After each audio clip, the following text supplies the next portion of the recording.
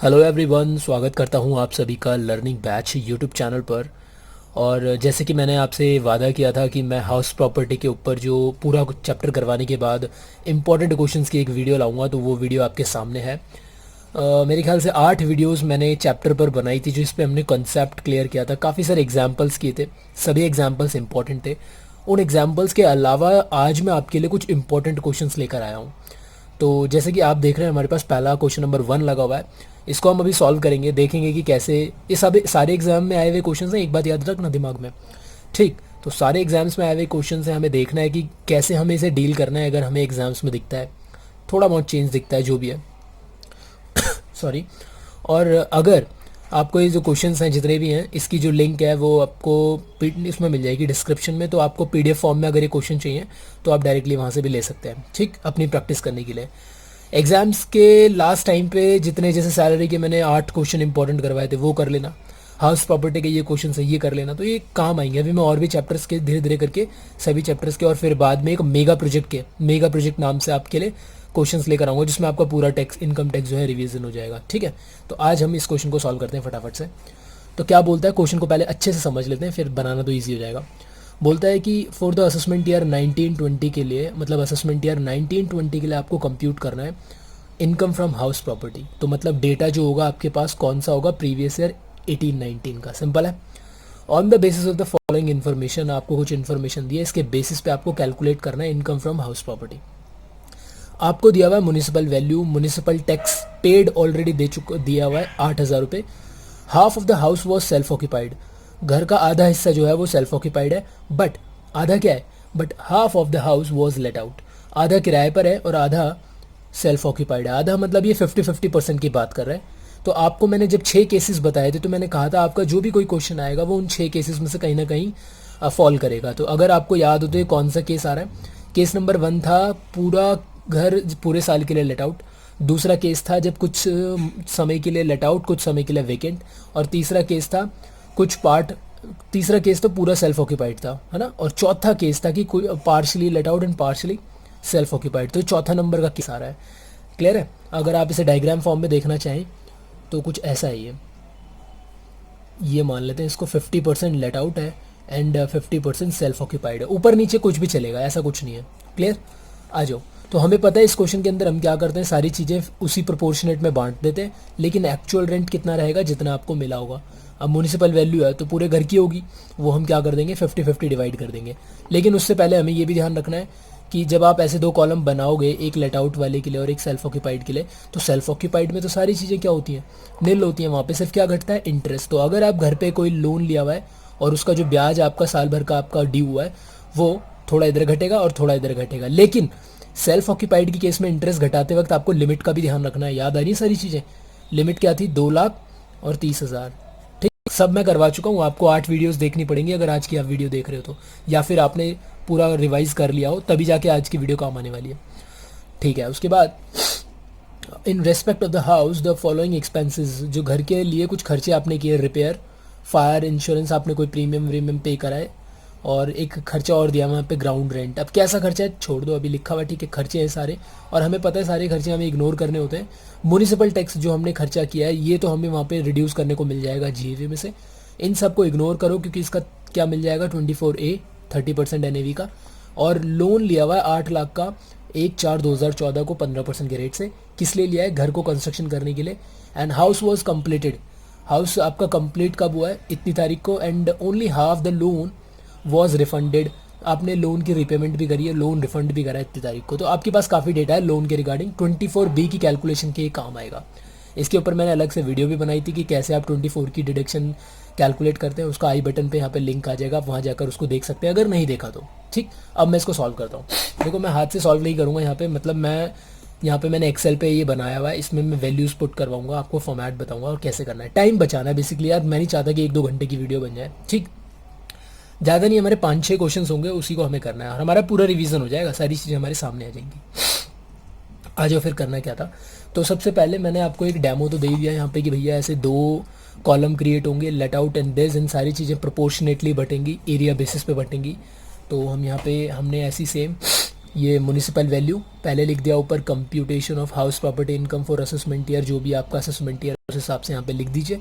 Let out का और एक सेल्फ ऑक्यूपाइड का कॉलम क्रिएट करेंगे। ठीक, एक ही घर के दो टुकड़े हैं यहाँ पे, अलग अलग घर नहीं है।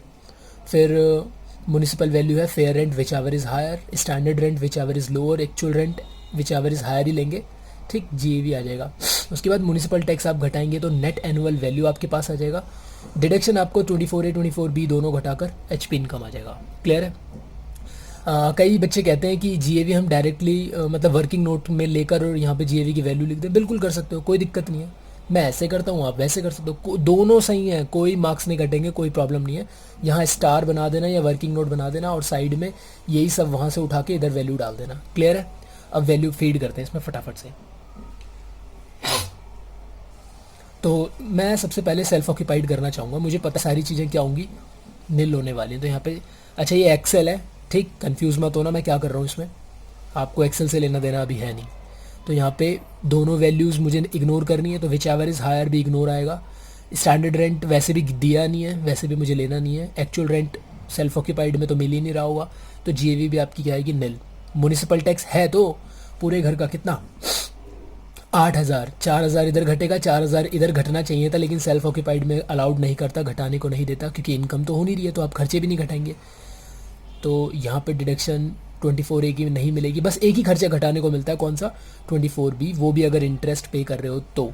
अब यहाँ पे इस क्वेश्चन में लोन तो है, तो मतलब इंटरेस्ट कैलकुलेट किया जाएगा। अब इंटरेस्ट जब कैलकुलेट कर लेंगे तो हम यहाँ पे आराम से इंटरेस्ट घटा देंगे। क्लियर है? लिमिट के अकॉर्डिंग।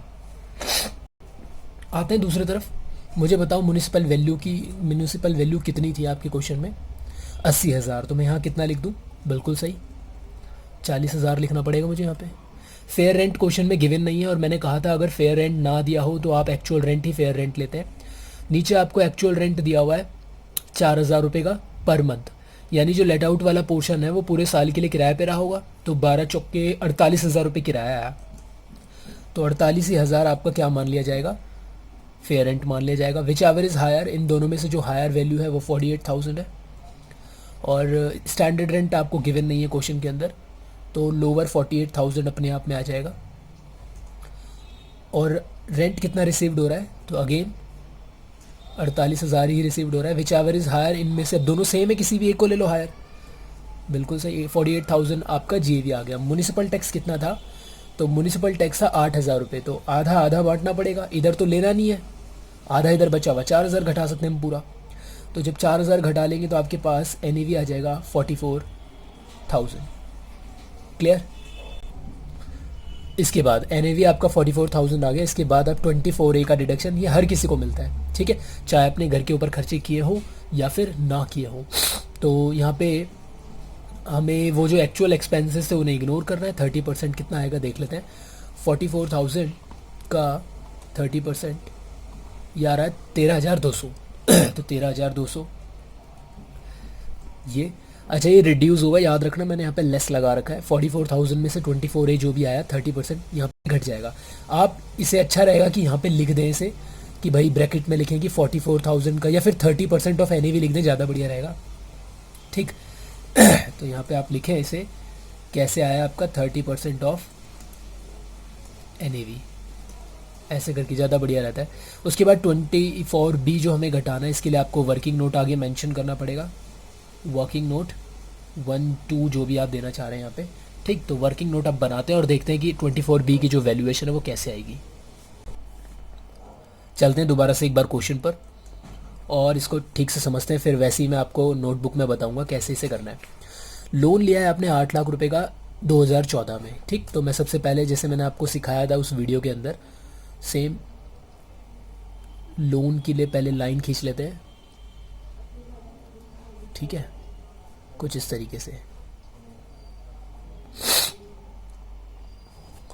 और प्लीज़ मुझे बता भी देना कि यार ये तरीका सही रहता है, जैसे मैं यहाँ पे लैपटॉप की स्क्रीन से आपको रिकॉर्ड करके और एक्सेल पे बता रहा हूँ, जो भी वर्किंग नोट होता है मैं आपको ऐसे करके यहाँ पे नोटबुक में समझा रहा हूँ, ठीक। तो अभी मेरे पास इतना ही सुविधा है, तो इसी हिसाब से अगर मुझे बताइए कमेंट करके कि ये ठीक है या नहीं है, जो भी है, या पूरा ही इसमें सॉल्व किया जाए। तो टाइम बचाने के लिए मैंने ये सब किया और तो कुछ नहीं किया। तो ये 2014-15 में लोन लिया हुआ है आपने। यहाँ पे देखो मैं मिडिल में लिखता हूँ हमेशा, कई बच्चे 14 यहाँ लिखते हैं, 15 यहाँ लिखते हैं, ये गलत है, ये पूरा 14-15 है। 1/4/2014 से 31 मार्च 2015 तक। ये आपका हो गया 15-16, ये हो गया 16-17, ये हो गया 17-18, ये हो गया 18-19, और ये आपका असेसमेंट ईयर है। ठीक, 18-19 आपका प्रीवियस ईयर है। यहाँ पे आप फाइल खोल के बैठे हैं, 24B आप घटाने की सोच रहे हैं कि कितना यहाँ घटेगा। तो आपने जो लोन लिया वो यहाँ लिया हुआ है 1 तारीख को, ये रहा यहाँ पर, और 8 लाख का लोन है 15% के रेट से। कंस्ट्रक्शन के लिए लोन लिया हुआ था। हाउस वॉज कम्प्लीटेड 31/5/2016, यानी 16-17 में 5वें महीने में आपका घर जो है कंप्लीट हो गया। और आपने लोन रिफंड भी कराया कब? 31/3/2018, माने आपने अपने ये वाले साल में, यही तो आएगा, ये 17-18 में, यहाँ 31 मार्च आता है, तो यहाँ पे आपने रीपेमेंट भी कर दिया। ठीक, तो अब आप यहाँ पे एक इंटरेस्ट तो घटाएंगे, कौन सा, where is red pen, red pen, ये रहा रेड पेन। तो एक इंटरेस्ट तो आप घटाएंगे जो आपने प्रीवियस ईयर में आपके ऊपर ड्यू हुआ होगा, और एक इंटरेस्ट कौन सा घटाएंगे? कंस्ट्रक्शन से पहले का। और कंस्ट्रक्शन से पहले का कितना इंटरेस्ट लेते हैं? तो लोन की डेट से 31 मार्च, कौन सी वाली? बिफोर कंस्ट्रक्शन, और रीपेमेंट की डेट विच एवर इज़ पहले, विच एवर इज़ अर्लियर। तो लोन की डेट से कंस्ट्रक्शन से पहले की 31 मार्च, और रीपेमेंट की डेट, इन दोनों में से जो पहले आ रहा है, तो दो डॉट्स लगाए, इन दो डॉट्स में से जो पहले आ रहा है, तो ये पहले आ रहा है, यानी यहाँ से यहाँ तक का इंटरेस्ट आपको घटाने को मिल जाएगा, लेकिन उसका भी 1/5। तो इस साल, इस असेसमेंट ईयर में आपको 2 इंटरेस्ट घटाने को मिलेंगे। अच्छी बात है ना, 2 इंटरेस्ट घटाने को मिल रहे हैं। जितना ज़्यादा घटाने को मिलेगा उतनी इनकम कम हो जाती है। एक ये वाला इंटरेस्ट और एक ये वाला, लेकिन इसका आपको 1/5 ही मिलता है। ठीक है, कंस्ट्रक्शन से पहले वाले का। और कंस्ट्रक्शन से पहले का इंटरेस्ट कैलकुलेट करने के लिए पहले आपको टाइम पीरियड कैलकुलेट करना होता है इस तरीके से। डन। तो अब मुझे बताइए कितने महीने हो रहे हैं। तो यहाँ से यहाँ तक तो पूरा 1 साल था, 12 महीने, यहाँ से यहाँ तक 1 साल था, 24 महीने हो रहे हैं। तो पहले PCI निकाल लेंगे एंड देन प्रीवियस ईयर का इंटरेस्ट निकाल लेंगे। तो PCI लोन लिया था 8 लाख का, 8 लाख का 15% के रेट से कितने, 24 महीने का कितना निकल जाएगा? ये 15 अट्ठे होते हैं 120, और 120 का डबल 240, तो 8 लाख इंटू 15% एंड इंटू 2, 2,40,000। तो भैया आपका ये वाला इंटरेस्ट आ गया। ठीक, 8 लाख तक कितना था? 80,000 था, यार मेरे से गलती हो गई, सॉरी, 80,000 था, तो ये आ गया 24,000, 24,000 है ये। एंड अब ध्यान से देखना, अब मुझे इस वाले साल का इंटरेस्ट कैलकुलेट करना है, और देखो इस साल की शुरुआत की डेट में ही, या यूं कहूँ इस साल के एंड में या इस साल के शुरुआत में, बात तो एक ही है। तो यहाँ पर ना आपने रीपेमेंट कर दिया, कितना रीपेमेंट कर दिया? Half, only half the loan was refunded, आधा अमाउंट आपने रिफंड कर दिया। तो भाई इस साल जो आप पे इंटरेस्ट कैलकुलेट हुआ होगा वो बैलेंस पर हुआ होगा, तो यानी 40,000 अमाउंट जो बचा था उस पे 15% इस साल का इंटरेस्ट आपके ऊपर चढ़ गया होगा, ड्यू हो गया होगा। तो 15 चौके कितना होता है? 60। तो 40,000 का 15% बिल्कुल 6,000। तो टोटल इंटरेस्ट आ रहा है आपका कितना? 30,000 रुपये इंटरेस्ट आ रहा है आपका, 30,000 रुपये। तो क्योंकि हमारा घर 50-50% पे बटा हुआ है, तो 50% इधर, 50% इधर। देखो यार मैंने सही किया है, मेरे को गड़बड़ सी लग रही है कहीं पे, एक बार चेक कर लो। बिल्कुल गड़बड़ तो किया है, यहाँ पे 1/5 तो लिया नहीं भाई। जो PCI का इंटरेस्ट आता है वो पूरा नहीं घटाने को मिलता, 1/5 भी लेना चाहिए था। तो 1/5 लूँगा तो कितना आ जाएगा, आप बता दो मुझे, अब सही हो जाएगा। ये 24,000 जो आ रहा था आपका, डिवाइडेड बाय 5 और कर दें तो 48,000, 48,800। यार मैं आज गलती ज़्यादा नहीं कर रहा कुछ, सुबह से ये ऐसा हो रहा है मेरे साथ, सॉरी। फिर से 4800, डन। तो 4800 और 6 ये हो गया आपका 10,800, 10,800। तो 10,800 को जब मैं 50-50 करूँगा, लेट आउट वाले की केस में आ जाएगा 5,400, और सेल्फ ऑक्यूपाइड की केस में आ जाएगा 5,400। तो लेट आउट में तो पूरा घट जाता है, कोई लिमिट विमिट नहीं होती है। यहाँ लिमिट होती है। लिमिट कितनी थी? या तो 30,000 से ज़्यादा नहीं घटना चाहिए, या तो 2 लाख से ज़्यादा नहीं घटना चाहिए। अब कोई सा भी केस हो, दोनों ही केस में ये अंदर ही बैठ रहे हैं। सोच के देखो भाई, 30,000 वाले से भी कम है, 2 लाख वाले से भी कम है, तो टेंशन लेने की ज़रूरत नहीं है, दोनों आप घटा सकते हो। आप 5400। तो मैं यहाँ पे आराम से रिड्यूस कर लेता हूँ इसे, 5400 इधर और 5400 इधर। ठीक है, तो अब मुझे यहाँ पे क्या करना है, यहाँ पर 1 मिनट मुझे थोड़ा टाइम दो। यहाँ पर मुझे माइनस करना है, जो मेरा NAV आया उसमें से माइनस कर दूंगा इन दोनों का टोटल। पहले ये माइनस कर देता हूँ, फिर ये माइनस कर देता हूँ। ठीक है, एक्सेल से प्रॉब्लम मत करना, कैलकुलेटर करो आप लोग। तो 44,000 माइनस दिस 25,400 आ जाएगा। ठीक, थर्ड ईयर में आपका कंप्यूटर आता है जिसमें आपको एक्सेल सीखना ज़रूरी हो जाएगा। तो अगर यार सीखा करो एक्सेल। वैसे मैं भी वीडियोस बनाऊंगा अभी एक्सेल पे, बेसिक टू एडवांस एक्सेल पे वीडियोस बनाऊंगा। एक्सेल, MS वर्ड, ये सब चीज़ें बच्चे को ज़रूरी पता होनी चाहिए हमारे लिए। ठीक है, तो इसके लिए अलग से काम करेंगे। खैर, अभी हमें इनकम टैक्स करना है, इसे माइनस कर देते हैं, यहाँ माइनस और ये भी माइनस, तो ये आएगा। तो हो, ये तो माइनस में आ रहा है। इसको एक काम करता हूँ, माइनस ऐसे कर देता हूँ। आप अपने उसमें करना कैलकुलेटर में सही से। डन। तो एक में आपके पास इनकम आ रही है और एक में लॉस आ रहा है, और लॉस एडजस्ट हो जाता है, पता है आपको। लेकिन अगर मैं यहाँ पे नीचे लिख कर आऊँगा, जब घर आने से पहले नीचे क्या लिखूँगा, net HP income of rupees कितनी, दोनों को एडजस्ट कर दूंगा ना, तो कितना आ जाएगा ये, 20,000 रुपये। बिल्कुल सही। ऐसे करके आप घर आ जाएंगे। क्लियर। तो पहला क्वेश्चन आई होप आपको समझ में आया होगा। टाइम लिया है पहले क्वेश्चन में, कोई दिक्कत नहीं है। अब हमारे क्वेश्चन बिल्कुल आराम से हो जाएंगे, क्योंकि इतनी सारी खिचड़ी नहीं पकानी पड़ेगी अब हमें। ठीक, तो पहला क्वेश्चन मेरी तरफ से डन है। क्वेश्चन आपको PDF फॉर्म में मिल जाएगा, नीचे लिंक मिलेगी। सॉल्यूशन भी आपको ये PDF फॉर्म में मिल जाएगा। ठीक है, टेंशन नहीं है। और चलते हैं अगले क्वेश्चन की तरफ। लो भाई, लग गया आपके लिए दूसरा बहुत बढ़िया वाला क्वेश्चन। देखते हैं, इस क्वेश्चन को पहले इमेजिन करेंगे, फिर इसको सॉल्व करेंगे। तो मिसेस रूपा जी मैडम है यहाँ पे, और Mrs Rupa owns a house, उनका एक घर है, खुद का घर है। म्यूनिसिपल वैल्यूज़ घर की 25,000, फेयर रेंट वैल्यूज़ की 28,000। ड्यूरिंग द प्रीवियस ईयर में उन्होंने क्या किया, ही used it for his own residence from 1 अप्रैल 2018 से 30/11/2018 तक उन्होंने उसे खुद के लिए यूज़ किया, अपने रहने के लिए इस्तेमाल किया, सेल्फ ऑक्यूपाई किया। एंड लेट आउट किया फॉर रेजिडेंशियल पर्पज, फिर उसे किराए पर दिया रहने के लिए, किसी और को रहने के लिए किराए पर दिया। कब से, विद इफेक्ट फ्रॉम 1/12/2018, यानी नवंबर तक तो वो खुद रही मैडम, और जैसी अगला महीना शुरू हुआ दिसंबर वाला, फिर उन्होंने उसे किराए पर दे दिया। और कितने रेट पर दिया किराए पे, 2600 रुपये प्रति माह। बिल्कुल सही। She incurred the following expenses in respect of this house, उन्होंने इस घर पे कई सारे खर्चे किए। म्यूनिसिपल टैक्स, आपको पता है इसका क्या करना होता है। फायर इंश्योरेंस प्रीमियम, इसे इग्नोर करना होता है। ग्राउंड रेंट का खर्चा है, ये भी इग्नोर करना होता है। बिल्कुल सही। नीचे लोन की इन्फॉर्मेशन दी, and then you have to calculate the income from house property. Very easy, very very very easy question. ठीक, लेकिन इसे इमेजिन करो तो थोड़ा सा। कौन सा केस है आपके हिसाब से, वो 6 केस में से बताओ फटाफट से। क्या था भाई, इस क्वेश्चन में बोला है कि वो यहाँ पे सेल्फ ऑक्यूपाइड एंड देन उसके बाद लेट आउट। तो बताया तो कौन सा केस है, केस नंबर 5। बिल्कुल सही। क्या करना था, इग्नोर किए सेल्फ ऑक्यूपाइड है, एज्यूम पूरे साल के लिए लेट आउट। पूरे साल के लिए क्या मान के चलो, लेट आउट मान के चलो। बस याद रखना कि जब आप एक्चुअल रेंट लोगे तो वो उतना ही लेना जितना वो एक्चुअल में रहा था। क्लियर, यही करना है इसके अंदर। सिंपल, एक ही कॉलम बनेगा, 2 कॉलम बनाने की जरूरत नहीं है, लेट आउट वाले से ही काम हो जाना है। ठीक, अब चलते हैं अपने सॉल्यूशन की तरफ। तो अगेन मैंने यहाँ पे एक्सेल पे बना के रखा हुआ है आपके लिए फॉर्मेट। फिर से आप लोग पहले यार पॉज करके ना खुद करने की कोशिश करा करो, फिर इसे करा करो। और क्वेश्चन समझ में आ रहा है, पिछले वाला आया, लाइक कर दो फटाफट से, भूल जाते हो बाद में, मुझे पता है। ठीक, फटाफट लाइक वाइक करके जो भी कमेंट शमेंट जो भी होता है आपका कर दो वहाँ पे। बढ़िया, वीडियो अच्छी लग रही तो बढ़िया लिख दो नीचे, गजब लिख दो, गजब। चलिए, तो इस क्वेश्चन में मुझे बता दो कि घर की म्यूनिसिपल वैल्यू कितनी थी, 25,000। तो 25,000 यहाँ मैं लिख देता हूँ।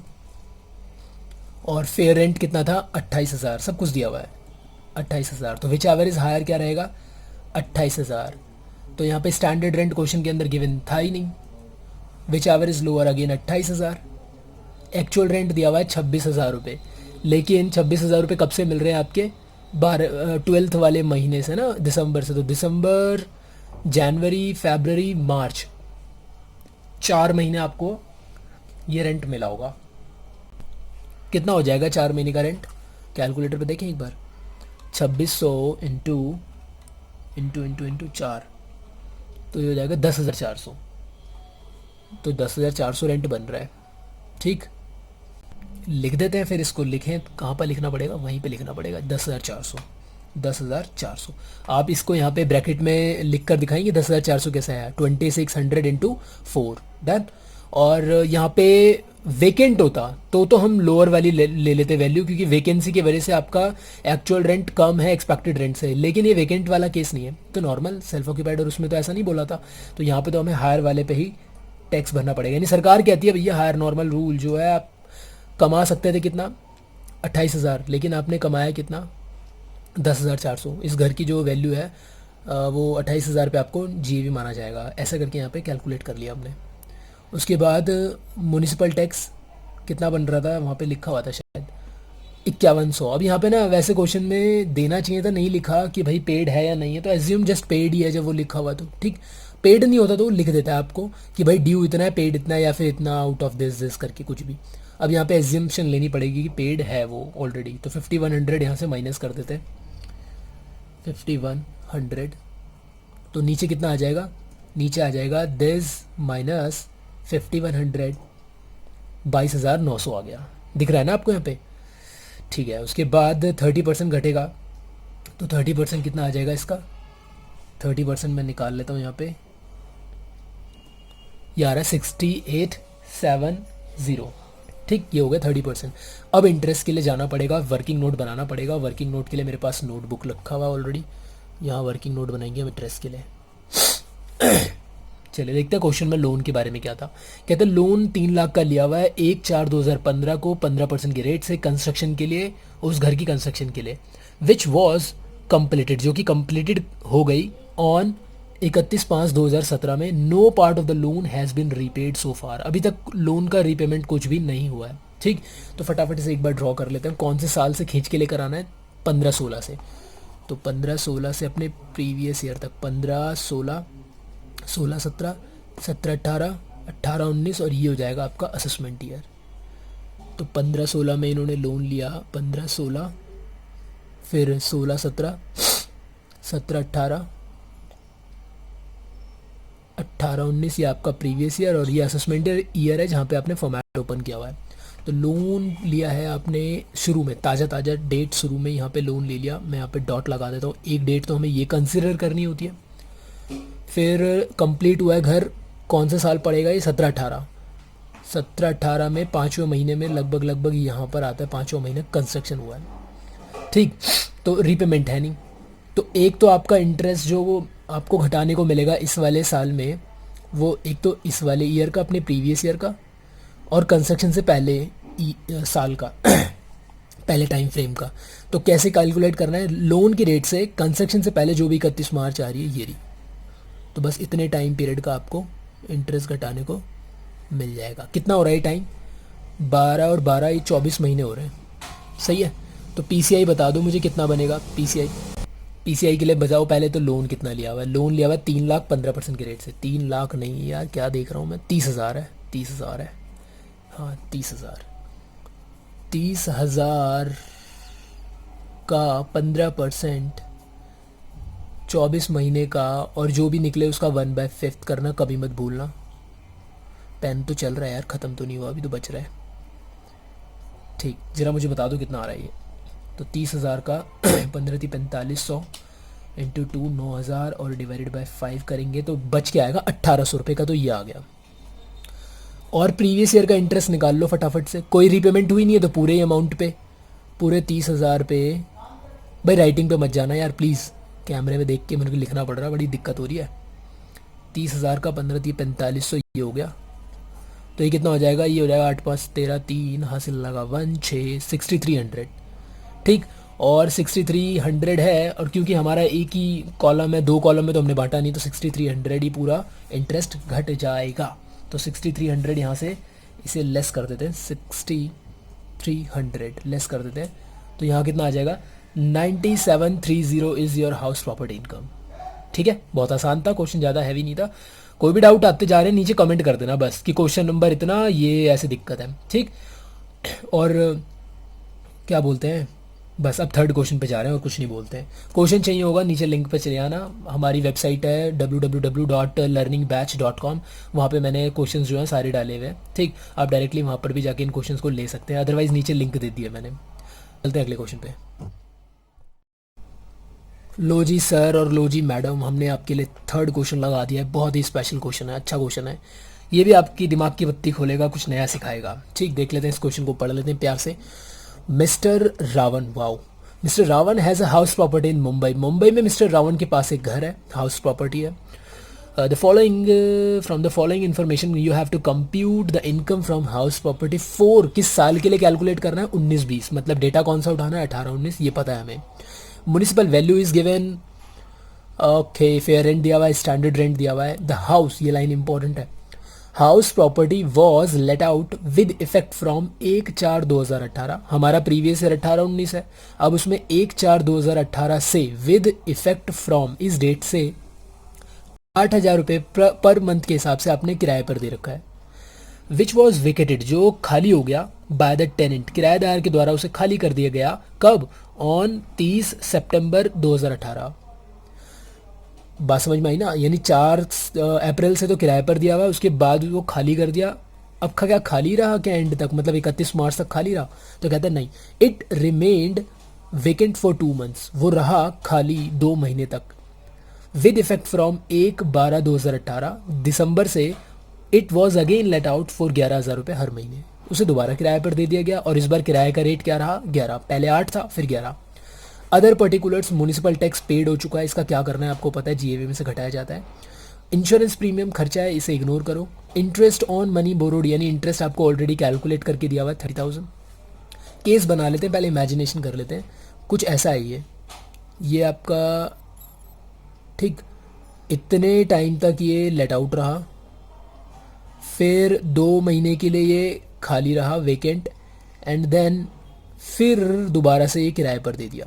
तो कहीं ना कहीं कुछ समय के लिए लेट आउट, ये और ये कुछ पूरा लेट आउट, और बीच का कुछ समय के लिए ये वेकेंट रहा। तो कौन सा केस है, केस नंबर 2, सही है। केस नंबर 2 में ही तो था, कुछ समय के लिए वेकेंट, कुछ समय के लिए लेट आउट। अब ये कैसे भी बन सकता है केस, तो भाई पहले लेट आउट था फिर वेकेंट रहा, या पहले वेकेंट था फिर लेट आउट रहा, या फिर ऐसे भी बन सकता है, या फिर लेट आउट था फिर वेकेंट हुआ, फिर लेट आउट हुआ, फिर वेकेंट, समझ रहे ना, कुछ भी केस बन सकता है। आपको बस यही कॉमन सेंस लगाना है, यही दिमाग लगाना है। तो फटाफट से इसके लिए फॉर्मेट में आपको दिखा दूँ, ये रहा फॉर्मेट, सेम वही, कुछ नया नहीं है इसके अंदर। और ये लेट आउट ना भी लिखो तो चलेगा, लेट आउट वैसे वो पिछले कॉपी किया था ना, उसमें से रह गया होगा ये, तो ये लेट आउट मैं यहाँ से हटा ही देता हूँ, पिछले वाले क्वेश्चन का एक्चुअली कॉपी रह गया होगा वो, इसको हटा दिया यहाँ से। तो बताओ भाई इस घर की म्यूनिसिपल वैल्यू कितनी है, पहले फटाफट से म्यूनिसिपल वैल्यू देख लेते हैं। म्यूनिसिपल वैल्यू 90,000 रुपये, तो मैं यहाँ 90,000 रुपये लिख देता हूँ। यार कहीं पे ना मुझसे गलती हो रही है, प्लीज़ कमेंट करके बता देना, ठीक, कई बार हो भी जाती है गलती, रिकॉर्ड करते करते दिखता नहीं है ना। ओके, फेयर रेंट है आपका 1,10,000, 1,10,000, whichever is higher, 1,10,000। Okay, उसके बाद स्टैंडर्ड रेंट क्या है यहाँ पे क्वेश्चन में, स्टैंडर्ड रेंट यस दिया हुआ है, स्टैंडर्ड रेंट है 1,00,000 रुपये का, 1,00,000। And which ever is lower, 1,00,000 रुपये का। एक्चुअल रेंट कितना है ये हमें पता करना पड़ेगा भाई, क्योंकि हमारा जो केस है कुछ समय के लिए लेट आउट, फिर ये वाला पार्ट लेट आउट, तो मुझे दोनों रेंट लेने पड़ेंगे। ठीक, तो अगर आप ध्यान से देखो 4 से 30 ये सितंबर तक कितने महीने हो रहे हैं, अप्रैल मई, ये लाइनें दिख रही है मेरे हाथ में, अप्रैल मई जून जुलाई अगस्त सितंबर, 6 महीने का, तो 8,000 के हिसाब से 6 महीने का ये वाला जो है 8,000 के हिसाब से 6 महीने का, प्लस इसको अलग से ब्रैकेट में डाल दो, प्लस दूसरा कर लेंगे 11,000 रुपये। देखो सितंबर के बाद, सॉरी सितंबर के बाद क्या बोल रहा था मैं, सितंबर के बाद ये 2 महीने तक वो खाली रहा, यानी अक्टूबर खाली, नवंबर खाली, दिसंबर से फिर किराए पर।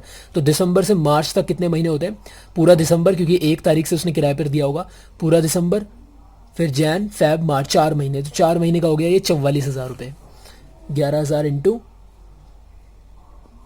4, तो मुझे पूरा बता दो, ये हो जाएगा 8 6 48,000 ये अलग, एंड प्लस 44,000 ये अलग। तो रेंट कितना हो रहा है टोटल 4 4 8 9 92,000, 92,000 का आपका रेंट हो रहा है। तो पहले मैं इसे लिख देता हूँ साइड में, 92,000 का मेरा रेंट हो रहा है। ठीक, अब एक नई चीज़, क्योंकि ये वैकेंसी के कारण देखो रेंट बन रहा है, उस घर से कमाया जा सकता है 1,00,000, और आपने सिर्फ कमाया है 92,000, तो यहाँ पे वैकेंसी की वजह से यहाँ पे आपका जो जीएवी बनेगा वो बन जाएगा लोअर वाला वैल्यू। तो यहाँ पे आप लिख सकते हैं लोअर वैल्यू। तो मैं लिख देता हूँ यहाँ पे लोअर। याद आ रहा है मैंने सिखाया था ये वाला केस, यूँ मत बोलना नहीं सिखाया था। लो भाई, तो यहाँ पे मेरा जीएवी हो जाएगा 92,000। अब उसके बाद म्यूनिसिपल टैक्स के बारे में क्या बोलता है वो देख लेते हैं। बोलता है म्यूनिसिपल टैक्स के लिए यहाँ पर है, म्यूनिसिपल टैक्स कितना है 20% ऑफ म्यूनिसिपल वैल्यू, और पेड भी लिखा हुआ है, अच्छी बात है। तो ये रहा म्यूनिसिपल वैल्यू, इसका 20% आ जाएगा कितना 18,000 रुपये, 18,000। तो घट के कितना आ जाएगा ये 92 माइनस 18,000 आपका बनेगा 74,000 is your NAV, net annual value. इसको मैं बोल्ड कर दूँ क्या, इसको बोल्ड कर देते हैं और GAV को भी बोल्ड कर देते हैं, ठीक है। अब 24 है तो सबको पता है 30% घटेगा, ऑलरेडी मैंने वहाँ पे फॉर्मूला लगाया हुआ था, एक्सेल है ना ये, तो अपने आप कैलकुलेट कर देता है। 30% सब ने घटाना है। अब यहाँ पे लोन पर जो इंटरेस्ट है, और अच्छी बात यह है इस क्वेश्चन में ऑलरेडी गिवन है लोन 30,000 सॉरी, तो पूरा इंटरेस्ट घटेगा। तो 30,000 यहाँ पे इंटरेस्ट घटा लेते हैं, तो आपका HP इनकम कितना आ जाएगा 21,800 रुपये, ठीक है। तो इस तरीके से आपको ये वाला क्वेश्चन करना था, ज़्यादा हार्ड नहीं था यार, क्वेश्चन ईजी था, ठीक। हर क्वेश्चन आपको कुछ ना कुछ सिखा ज़रूर रहा होगा, सिखा रहा है तो प्लीज़ यार वीडियो को लाइक कर दो, दोस्तों में भी शेयर करो। चैनल को अभी तक सब्सक्राइब नहीं किया, फटाफट पहले वो कर लो, वो ज़रूरी है सबसे पहले, ठीक। और बेल आइकन, ताकि जो भी वीडियो आती है आपके लिए आपके सिलेबस के अकॉर्डिंग, अभी तो बहुत वीडियो बनेंगी, अभी तो लॉकडाउन में मैं कम ही वीडियो बना पा रहा हूँ, ठीक। धीरे धीरे और वीडियोज़ बनाऊँगा, फटाफट से सब्सक्राइब कर लो। आगे चलेंगे क्वेश्चन नंबर 4 पर। सारे क्वेश्चन मैं फिर बता दूं, लिंक नीचे है, लिंक नीचे है, लिंक नीचे है। क्वेश्चन नंबर 4 पे चलते हैं। ये रहा आप लोगों के लिए क्वेश्चन नंबर 4। बाप रे बाप, बहुत बड़ा क्वेश्चन लग रहा है। तो बहुत ईजी है, सच बता रहा हूँ, बहुत ईजी है। अगर आपने वो 8 वीडियोज़ देखी हैं तो बहुत ईजी है, ठीक। तो पढ़ लेते हैं आराम से। मिस रानी, वाओ, एक मैडम है यहाँ पे। Miss Rani is the owner of 2 houses, 2 घरों की ये मालकिन है। अच्छा, आप लोगों के दिमाग में ना एक केस आ रहा होगा, केस नंबर 6, जिसमें हमने डीम्ड लेट आउट देखा था, 6 छठे नंबर पर, जहाँ पर था कि भाई 2 घर हैं तो डीम्ड लेट आउट, एक घर को सेल्फ ऑक्यूपाइड मानो और एक घर को लेट आउट। लेकिन गलत, ऐसे नहीं था, वो तब मानना है जब दोनों घर सेल्फ ऑक्यूपाइड के लिए हों। अभी तो आपको यही नहीं पता कि पहला घर मतलब जो दोनों घर हैं वो किस लिए हैं, तो ये तो पढ़ना पड़ेगा। First house, second house. First house देखो, municipal value, standard rent, actual rent दिया हुआ, मतलब ये रेंट लेट आउट पर दिया हुआ है, रेंट जब ले रहा है तो लेट आउट पर दिया हुआ है, किराए पर दिया हुआ है पहला घर।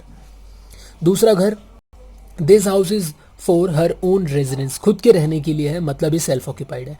2 अलग अलग घर हैं, 2 अलग अलग फॉर्मेट बनाओ, या 2 अलग अलग फॉर्मेट ना बनाकर 2 ऐसे अलग अलग कॉलम बना लो, ज़्यादा बढ़िया रहेगा। इसके लिए अलग सोचना है, इसके लिए अलग काम करना है, ठीक। तो ये मत समझ लेना कि वो 6 नंबर वाला जो था वो केस आ गया, ये ऐसा कुछ नहीं है। उसमें क्या करते हैं, वो जब दोनों ही घर सेल्फ ऑक्यूपाइड होते हैं तब उसमें हमें एक को लेट आउट ज़बरदस्ती मानना होता है और दूसरे वाले को सेल्फ ऑक्यूपाइड रखना होता है, ठीक। अब वो मर्जी है आपको कौन सा किसको रखना है, सरकार कहती है, ठीक है। तो यहाँ पे फटाफट से अब एक काम करते हैं, मैं जो कोशिश करूँगा, मैं ना पहले सेकंड घर कर देता हूँ क्योंकि ये इजी रहेगा, ठीक। अब देखो इसमें क्या है, म्यूनिसिपल वैल्यू है, फायर इंश्योरेंस प्रीमियम एक खर्चा है, म्यूनिसिपल टैक्स का खर्चा है, he also paid interest on loan, 2 lakh का कितना है 20,000, मेरे को 1 0 ज़्यादा दिख रहा है आज। 2 लाख के लोन पर उसने इंटरेस्ट पेड करा है। The loan was taken to repay another loan taken for construction of this house. क्या है, he also paid interest on loan 20,000, यह एक्चुअली ना 20,000 इंटरेस्ट है वो, ठीक है। तो उसने लोन पर इंटरेस्ट जो पे करा है वो 20,000 है। अच्छा, आपने लोन पे करने के लिए एक और लोन लिया है तो उसका इंटरेस्ट भी आप घटा सकते हो, मतलब आपका लोन चल रहा था घर पर, आपने उस लोन को पे करने के लिए क्या करा, दूसरा लोन ले लिया, समझ रहे। तो ऐसे केस में कहीं से आपको सस्ते रेट पे मिल रहा होगा ना, तो ऐसे केस में आप इस वाले जो दूसरा लोन का इंटरेस्ट है उसकी भी वहाँ पे क्या कर सकते हैं, डिडक्शन ले सकते हैं 24B की। अब वो लोन तो खत्म हो जाएगा पहले वाला, अब जो ब्याज पे कर रहे हो आप इस वाले का कर रहे हो, इस वाले का कर सकते हो, ठीक। तो फटाफट सेकंड वाला घर कर लेते हैं, फॉर्मेट लेकर आता हूँ, ये वाले घर की वैल्यू फिल करूँगा। अब मुझे पता है दूसरा वाला घर जो है सेल्फ ऑक्यूपाइड है, मेरे पास जगह नहीं है यहाँ पे, होती तो आप ब्रैकेट में लिख सकते थे self occupied, SOLO let out, ठीक। सबको पता है निल होती हैं सारी चीज़ें, फटाफट निल कर देते हैं, कुछ करना ही नहीं है इसमें, तो सिर्फ इंटरेस्ट घटेगा कितना 20,000, ये भी नहीं घटेगा, ये घटेगा 20,000, तो ये कितना आ जाएगा, ये घटने के बाद माइनस का 20,000, डन। तो इस तरीके से पहला जो हमारा जो ये वाला क्वेश्चन का जो ये पार्ट है सेकंड वाला घर का, ये हमने कवर कर लिया, सॉल्व कर लिया। अब चलते हैं हाउस नंबर 1, जिसमें आपको सीखने को मिलेगा कुछ नया। पढ़ो भाई, हमारे साथ क्वेश्चन पढ़ो जरा। तो म्यूनिसिपल वैल्यू है, स्टैंडर्ड रेंट है, फील करना है, मतलब कौन सा केस है ये देखना है। ये तो केस नंबर कौन सा था 3, ये वाला केस कौन सा ढूंढते हैं। स्टैंडर्ड रेंट है, एक्चुअल रेंट है, अभी तक तो केस नंबर 1 लग रहा है। म्यूनिसिपल वैल्यू है, रिपेयर खर्चा दिया हुआ इग्नोर करेंगे। लैंड रेवेन्यू ये भी एक खर्चा ही होता है, इसे भी इग्नोर करेंगे। लीगल खर्चे हैं, incur to get the house vacated, घर को खाली करवाने में कुछ खर्चे लगे होंगे जो भी हैं, 500 रुपये। इसे भी अभी कौन से लीगल खर्चे मैं अभी बताऊंगा, ठीक है, अच्छा को चीज़ है 500 रुपये, हालांकि इग्नोर करना है हमें। एनुअल साल के कुछ चार्जेस हैं वो भी हमें हटाने हैं। दिस हाउस, ये इंपॉर्टेंट है, this house remain vacant for 2 months, 2 महीने के लिए तो ये घर खाली रहा। अब कौन से 2 महीने रहा नहीं पता, चलो छोड़ो।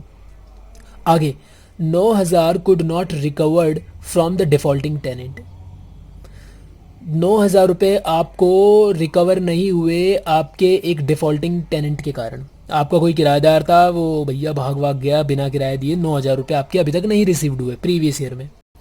The tenant has vacated the house, अब वो जो है टेनेंट जो है वो घर खाली करके चला गया, 2 महीने आपका घर खाली रहा। कंडीशन 4 भी सेटिस्फाइड हो रही है। क्या कंडीशन 4 है आपको बताया था, याद करो, ठीक, उस वीडियो को जाकर देखो वहाँ पे। कंडीशन 4, अच्छा यहाँ पे लिंक पे डाल दूंगा, टर्न इस वाले के लिए जो ये जिसमें मैंने आपको ये रिकवरी वाला सिखाया था, अनरियलाइज रेंट का केस है। ओके, तो यहाँ पर मैं थोड़ा इमेजिन करूँ तो कैसे बनेगा इसका डायग्राम। इसका डायग्राम ऐसे बनेगा, देखो यहाँ पर हम प्रीवियस ईयर ले लेते हैं इस तरीके से। तो इसने क्या बोला हुआ था कि भाई पहले तो ये 2 महीने खाली रहा। खाली क्यों रहा, क्योंकि वो चला गया होगा। तो जब वो चला गया तो उसने 9,000 रुपये नहीं दिए। अब देखो 9,000 रुपये नहीं दिए का मतलब क्या है, इसे समझना है थोड़ा सा। यहाँ पे ना हमें खुद का लॉजिक लगाना है।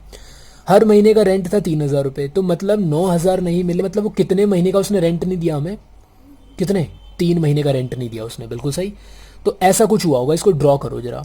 मान के चलते हैं वो लास्ट के 2 महीने वेकेंट रहा, वेकेंट, और यहाँ तक वो हमारे घर में था, लेकिन उसने लास्ट के 2 महीने के रेंट नहीं दिए हुए थे, ये और ये 2 महीने का रेंट उसने नहीं दिया हुआ था, ठीक। तो कहीं ना कहीं अगर मैं उन 6 में से आपसे केस पूछूं तो ये तो लेट आउट है और ये वाला पार्ट जो है वेकेंट है, तो केस नंबर तो 2 बन रहा है। लेकिन अनरियलाइज उसका भी ध्यान रखना है, अनरियलाइज रेंट का जो मैंने केस बताया था आपको अलग से, उन 6 केस के अलग से, उसका भी हमें फोकस रखना है। वो क्या कहता है कि एज्यूम करो कि आपको जो रेंट मिला है वो पूरा इतने टाइम तक का मिला है। अच्छा कितने टाइम हो रहे हैं जरा बताओ। 2 महीने अगर मैं हटाऊं तो ये हो रहे हैं 10 महीने, अरे 3 महीने ना, सॉरी यार, 3 महीने का रेंट नहीं मिला आपको। तो 2 महीने अगर मैं हटाऊं तो ये हो रहे हैं 10 महीने, यानी 10 महीने वो हमारी किराए पर रहा और हमें पूरे 10 महीने का रेंट मिल गया होगा, ऐसा हम मान के चलेंगे। और फिर जीएवी में से 3 महीने का रेंट आराम से वहाँ से लेस कर देंगे ताकि एनएवी में एक्चुअल फिगर निकल कर आ जाए, ठीक है। तो हमें केस नंबर 2 का भी ध्यान रखना है और साथ में अनरियलाइज रेंट का केस भी ध्यान रखना है। तो दोनों केस ध्यान रखने और फिर उसके हिसाब से क्वेश्चन करना है। फटाफट से इस क्वेश्चन को भर लेते हैं। देखो सेकंड पार्ट हमने कर लिया जिसमें हमने सारी चीज़ें फिल करी। अब हमें ये होने के बाद इसमें चलते हैं। म्यूनिसिपल वैल्यू घर की बता दो कितनी बन रही है, 24,000 रुपये। 24,000, मैं फास्ट जा रहा हूँ, बिल्कुल जा रहा हूँ क्योंकि आप लोग बड़े हो इसलिए जा रहा हूँ, ठीक। 24,000 फेयर रेंट दिया हुआ है क्या? फेयर रेंट दिया तो नहीं है, तो फेयर रेंट जब नहीं दिया होता तो आपको एक्चुअल रेंट ही फेयर रेंट लेना होता है। मतलब फेयर रेंट मतलब मार्केट में क्या रेंट चल रहा है, जो आप वसूल रहे हो वही मार्केट में रेंट चल रहा है, लेकिन आपको पूरे साल का फेयर रेंट लेना होता है। तो 3,000 इंटू 12 करेंगे तो 36,000 रुपये बनता है। तो 36,000 आपका बनेगा fair rent. Whichever is higher मुझे बता दो। 36,000 स्टैंडर्ड रेंट दिया हुआ है क्या? हाँ जी दिया हुआ है, 30,000 रुपये का स्टैंडर्ड रेंट दिया हुआ है, 30,000 बिल्कुल सही। Which ever is lower, 30,000 is your lower value and actual rent, इसे निकालते हैं फटाफट सही से। ये तो पता है 3,000 रुपये हर महीने का है, तो यहाँ से यहाँ तक का हमें एक्चुअल रेंट लेना है। हालांकि मिला नहीं है, मिला तो कितना होगा, इतने तक मिला होगा। एक्चुअल रेंट मिला एक्चुअल में इतना है, लेकिन हमें अनरियलाइज रेंट के केस के हिसाब से चलेंगे तो पूरा इतने तक हमें रेंट मिला ये मान के चलेंगे। तो 10 महीने का रेंट मिला है, कितना बनेगा आप यहाँ ब्रैकेट में दिखाएंगे, मैं ही दिखा दूँ, यहाँ पे आपको इसके अंदर दिखाना होता है, ठीक। यहाँ पे आप इसे दिखाएंगे थोड़ा सा, मैं दिखाऊँ कैसे यार। यहाँ पे 3,000 इंटू 10 करेंगे एंड देन वैल्यू लिखेंगे यहाँ पे 30,000 रुपये, बिल्कुल सही। अब क्योंकि ये वैकेंसी का केस है तो यहाँ पे एचएलएल चेक करना है आपको, लगेगा या नहीं लगेगा। कब लगता है एचएलएल? वैकेंसी के केस में अगर आपका एक्चुअल रेंट एक्सपेक्टेड रेंट से कम है तो आप लोअर वाला जीएवी लेंगे, हायर वाला नहीं। लेकिन यहाँ पे ऐसा करने से फ़ायदा नहीं है क्योंकि दोनों वैल्यू सेम आ रही है, किसी भी एक वैल्यू को चुपचाप से उठा लेते हैं। 30,000 मैंने ले लिया जीएवी।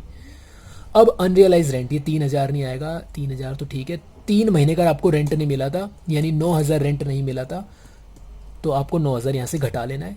म्यूनिसिपल टैक्स कितना है वो देख लेते हैं फटाफट से। म्यूनिसिपल टैक्स है आपका 6,000 रुपये, पेड वेड नहीं लिखा है, एज्यूम पेड है, 6,000 रुपये से घटा लेते हैं। तो ये 30,000 में से 9 गया 21 और 6 जाएगा, बचेगा 15,000 रुपये एनईवी आ जाएगा आपका। और इस 15,000 का 30% यहाँ से रिड्यूस होगा 4,500। ठीक, जितने भी ये खर्चे थे इनको इग्नोर करो, रिपेयर, लैंड रेवेन्यू, लीगल खर्चे, एनुअल चार्ज, सब इग्नोर करने हैं। अच्छा मैं ये भी बता दूं आपको, लीगल चार्ज ये जो है दिया हुआ है क्यों दिया होगा, यहाँ पे एक थोड़ा लॉजिक लगाओ थोड़ा, क्योंकि आपका जो टेनेंट था, किराएदार था, वो डिफ़ॉल्ट करके चला गया, धोखाधड़ी करके चला गया। तो ऑब्वियस है आपने जब रूल 4 की कंडीशन देखी थी तो वहाँ पे एक कंडीशन ये भी थी कि आपने लीगल स्टेप्स लिए होने चाहिए, तभी जाके आप अनरियलाइज रेंट घटा सकते हो। तो यहाँ पे लीगल खर्चे आप पे कर रहे हो जो आपका खर्चा दिया हुआ है, हालांकि इसकी कोई यहाँ पे डिडक्शन वगैरह कुछ नहीं मिलेगी। ये 24A घटा सकते हो आप उसके नाम पर। ठीक, अब 24B के लिए इंटरेस्ट वगैरह है कुछ, क्वेश्चन में इंटरेस्ट के बारे में कुछ नहीं बोला, इसे वैसे ही छोड़ देते हैं, 10,500। और इसे आप नीचे नेट करके दिखाएंगे तो कितना बन के आएगा, ये आएगा आपका, हालांकि लॉस में आएगा तो आप इसे ऐसे ब्रैकेट में माइनस में दिखाएंगे, कितना बनेगा ये 9,500 बन रहा है क्या यार, एक बार आप लोग भी चेक कर लेना, 9,500 ही बन रहा है मेरे ख्याल से। तो मैंने भी चेक कर लिया, 9,500 बन रहा है। तो आशा करता हूँ ये वाला क्वेश्चन भी आपको समझ आ गया होगा। लाइक मार दो भाई, लाइक करने में कंजूसी नहीं करनी है आपको। ठीक, अच्छा क्वेश्चन था, बहुत बढ़िया वाला। इसके अगला क्वेश्चन और भी अच्छा होगा, वो आपको एक और नई चीज़ सिखाएगा और वो लास्ट क्वेश्चन होगा। ठीक, बता दो अपने दोस्तों में यार, ये वीडियो शेयर कर देना, उनके भी काम आ जाएगी। चलो अगले क्वेश्चन पे चलते हैं फटाफट से। आ जाओ भाई फटाफट से, पानी वानी पी के आ जाओ, लास्ट क्वेश्चन करेंगे और बढ़िया वाला क्वेश्चन है। देखो इसमें क्या हमें नया सीखने को मिलेगा। Mister bamboo, wow, mister bamboo is an owner of a big house, इनके पास एक बड़ा घर है, ठीक है, होगा बड़ा। The construction of which was completed in April 2016 में इसकी घर की कंस्ट्रक्शन कंप्लीट हो गई थी।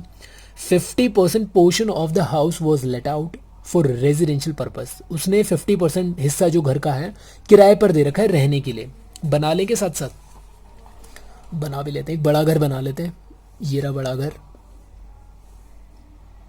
ये रहा 50% पोर्शन, ये लो जी 50% पोर्शन जो है लेट आउट पर है, ठीक है, ये है 50% पोर्शन। आगे रहने के लिए दिया हुआ, किसी भी चीज़ के लिए दिया हुआ, हमें क्या लेना देना, किराए पर दिया हुआ, हमें इतना पता है। किराया क्या है, 4,000 रुपये हर महीने। बोलता है 25% is use bye bamboo for his own profession, अपने खुद के प्रोफेशन यानी कुछ भी काम वाम करता होगा, डॉक्टर क्लिनिक खोल के बैठा होगा या टीचिंग वीचिंग करता होगा, 25% पोर्शन पे वो अपने प्रोफेशन के लिए उसने यूज़ करा है। Whereas remaining portion is use by him for his own residence, और बाकी बचा हुआ अपने खुद के लिए, खुद के रहने के लिए। तो नीचे जो पार्ट बच रहा था इसमें से हम एक काम करते हैं, ये तो हो गया प्रोफेशन के लिए 25%, और ये वाला 25% हो जाएगा इसके खुद के रहने के लिए, सेल्फ ऑक्यूपाइड।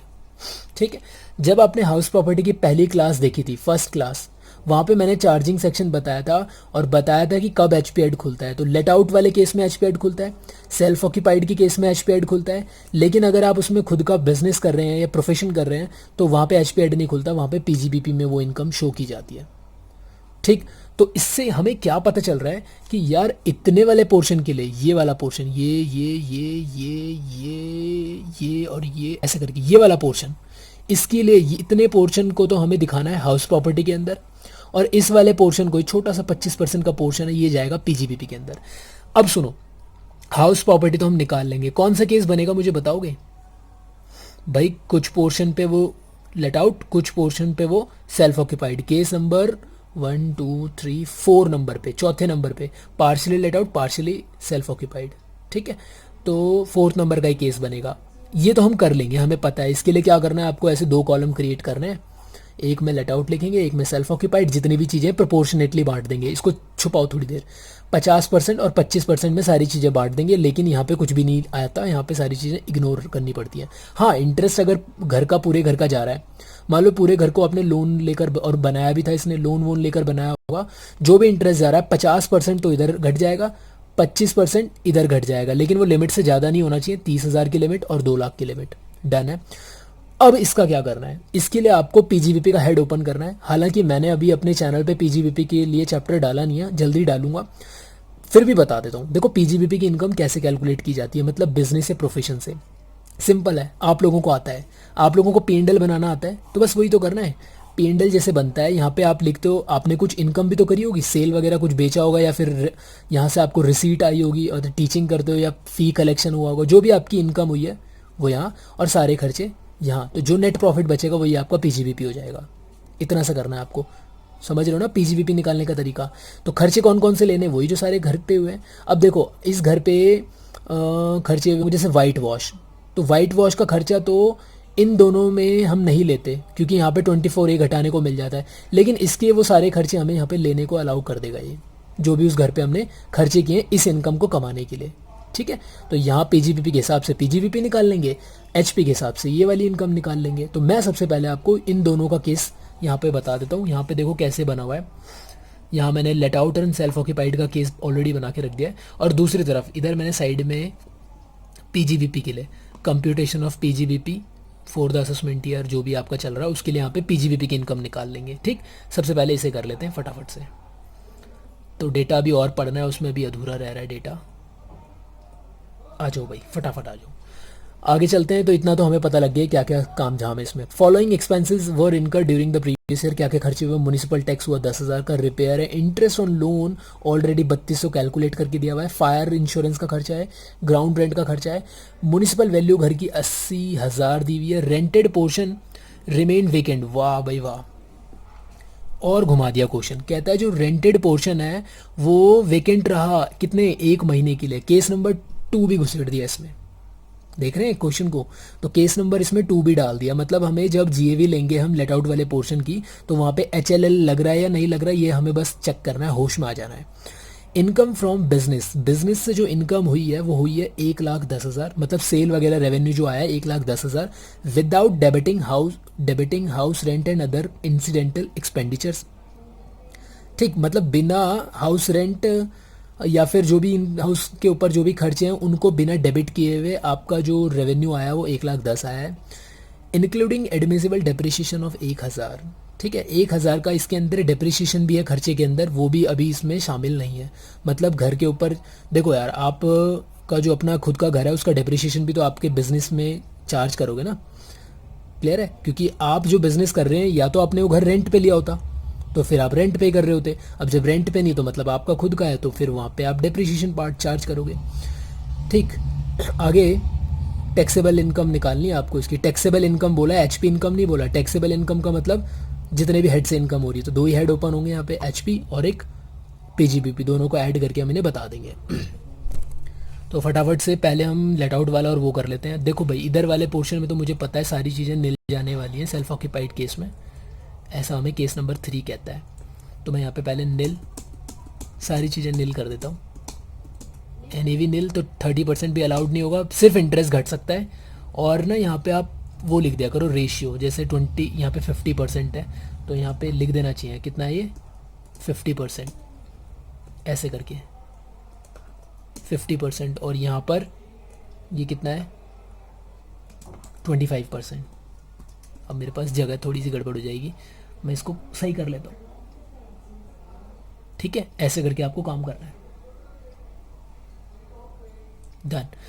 तो आ जाते हैं इधर, यहाँ पे इंटरेस्ट जो था वो 3200 था, तो 3200 में से 50% तो इधर घट जाएगा, यानी 1600। भाई 1600 तो इधर घट जाएगा, पूरे घर पर 3200 का इंटरेस्ट आप पे ड्यू हुआ है, 1600 तो यहाँ घट गया। अब जो बचा 1600 है उसमें से 800 इधर और 800 इधर, तो हमारा सेल्फ ऑक्यूपाइड में कितना इंटरेस्ट घटेगा 800 रुपये, और वो लिमिट से अंदर ही है। लिमिट कौन कौन सी थी, 30,000 की लिमिट थी और 2 लाख की लिमिट थी। 800 मैंने यहाँ घटा लेता हूँ, तो यहाँ पे निकल कर आएगा माइनस का 800 आ जाएगा। ये हो गया पहला काम। ठीक, आ जाओ इधर, इसको भी बोल्ड कर लेते हैं, NAV को अच्छा लगेगा, इसको भी बोल्ड कर लेते हैं। ओके अच्छा, एग्जाम में यार 2-3 पेन लेकर जाते हो आप लोग, करते हो, ये सब मत करा करो, कहीं से रेड से कर रहे हो, ये सब मत करा करो। हद मार के अगर करनी है तो ब्लैक ले लो, जैसे ब्लैक और ब्लू का कॉम्बिनेशन ठीक है, अदरवाइज ब्लू पेन से ही काफ़ी रहता है। ठीक ठीक, सब चोंचलेबाजी होती है और कुछ नहीं होती। आ जाओ, म्यूनिसिपल वैल्यू इस घर की बता दो मुझे कितनी है। तो बोलता है म्यूनिसिपल वैल्यू 80,000 है, तो वो तो घर की 80,000 है म्यूनिसिपल वैल्यू, तो लेट आउट पोर्शन की कितनी हो जाएगी 50%, 40,000। बिल्कुल सही। फेयर रेंट दिया नहीं है तो किराया दिया होगा, रेंट दिया है 4,000 रुपये हर महीने पर आप किराए पर दे रहे थे, तो पूरे साल का फेयर रेंट कितना हो जाएगा? 48,000, 12 चौके 48,000 होते हैं। तो विच एवर इज़ हायर कितना हो जाएगा? 48,000। स्टैंडर्ड रेंट क्वेश्चन में मेरे ख्याल से गिवन है ही नहीं यहाँ पे, तो इसे इग्नोर कर देते हैं। तो विच एवर इज़ लोअर 48,000 बनेगा। और एक्चुअल रेंट कितना है? 4,000 रुपये, लेकिन घर खाली भी रहा है 1 महीने के लिए, तो 11 से इंटू करो इसे, 44,000 आपका एक्चुअल रेंट हो जाएगा। वीडियो पीछे करके देख लेना भैया अगर समझ नहीं आ रहा तो। अब यहाँ पे हम हायर ना लेकर लोअर ले लेंगे, क्योंकि वैकेंसी के कारण कम रेंट आया है। घर का जो एक्सपेक्टेड रेंट होता है वो है 48,000, लेकिन आपने कमाया 44, उसके पीछे वजह थी घर खाली था, तो आप लोअर वाली पे टैक्स दोगे, ना कि ज़्यादा वाली पर। तो यहाँ पे मैंने लोअर ले लिया 44,000। कहीं गलती हो रही तो बता देना प्लीज़ कमेंट करके। म्यूनिसिपल टैक्स देख लेते हैं, तो म्यूनिसिपल टैक्स आपको 10,000 है और हमें यहाँ पे 5,000 लेना है इस वाले केस के लिए, 5,000। ठीक, तो एन कितना बनेगा? 44 में से 5 के 39,000 आपका एन बन जाएगा। 30% बता दो इसका कितना बन रहा है? इसका 30% बनेगा आपका 11,700। इंटरेस्ट था जो घर पर वो 3200 था, इधर तो हम 800 ले चुके हैं, इधर 1600 इंटरेस्ट आपका यहाँ घट जाएगा। तो ये घटने के बाद 25,700 का तो ये आ गया। क्लियर है? तो नेट एचपी इनकम आप नीचे इसे नेट कर सकते हैं कितना बन रहा है। ये हो गया आपका एक पार्ट। अब चलते हैं हम पीजीबीपी वाले पार्ट पे। तो क्वेश्चन को आराम से देख लो कैसा था, सही करा है मैंने, गलती करी, चेक कर लेता हूँ एक बार। बिल्कुल सारी चीज़ें सही हैं। अब आ जाते हैं पीजीबीपी पर। तो पीजीबीपी से जो आपको रेवेन्यू हुआ है वो हुआ 1,10,000 का। तो पहले तो यहाँ पे हम चलते हैं इधर और यहाँ लिख देते हैं इनका। 1 मिनट, यहाँ पे थोड़ी सी एक सेटिंग चेंज कर देता हूँ मैं, थोड़ी सी यहाँ पे इन सबको इक्वल कर देते हैं। अब सही है। तो ऊपर ले लेता हूँ मैं सबसे पहले आपका जो बिज़नेस इनकम है। ठीक है, जो भी आपने बिज़नेस इनकम किया, बिज़नेस इनकम बिफोर सारी चीज़ें घटाने से पहले किया ना वो, बिफोर डिडक्शन ऑफ एक्सपेंसेस, सारे खर्चे घटाने से पहले जो आपने कमाया वो है आपका 1,10,000 रुपये। अब आपको यहाँ से सारे खर्चे घटाने शुरू कर देने हैं। तो क्या क्या खर्चे हैं घर पर वो देख लेते हैं फटाफट से। अगर आप ऊपर से चलते हुए आओ तो म्यूनिसिपल टैक्स एक खर्चा है, यहाँ पे आपको खर्चे के तौर पर इसे घटाना पड़ेगा। कितना? 25%। कितना बनेगा? 2,500 रुपये। तो मैं पहले यहाँ लिख देता हूँ 2,500। क्या नाम दूँ इसका? Municipal taxes. ठीक, लिख भी सकते हो आप, यहाँ पे बताया भी करो 25%। कितना? किसका 25%? ऐसे 10,000 था उसका 25%, ऐसे करके। ठीक, सारे सॉल्यूशन, सारे क्वेश्चंस आपको पीडीएफ में मिल जाएंगे, नीचे लिंक लगा दिया मैंने। और ये सब जितनी भी कैलकुलेशन है इन्हें और अच्छे तरीके से वहाँ पे मैं पब्लिश कर दूंगा। ठीक है, वहाँ से आप देख लेना।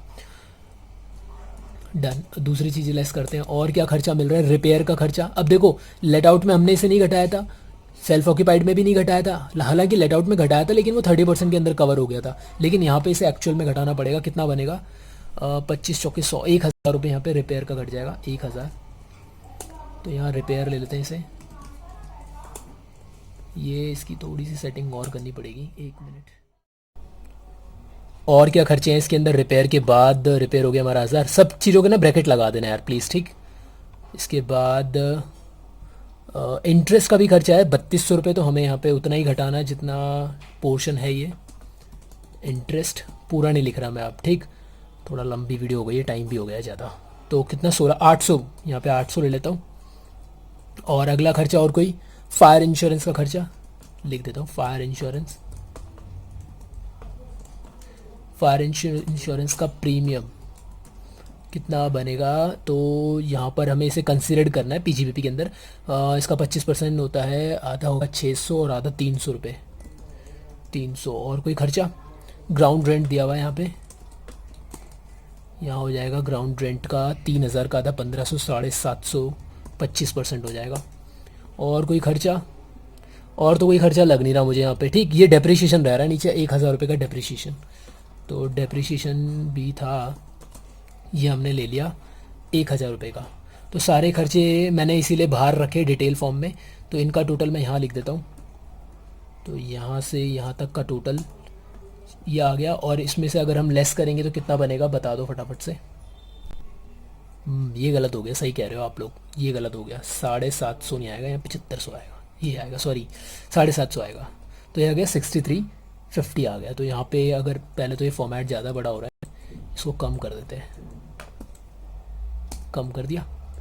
अब यहाँ पर जो आपका रेवेन्यू था, सेल था, उसमें से माइनस कर दिया सारे खर्चे, तो आपके पास पीजीबीपी की इनकम आ जाएगी 1,03,650 रुपये। सिंपल है।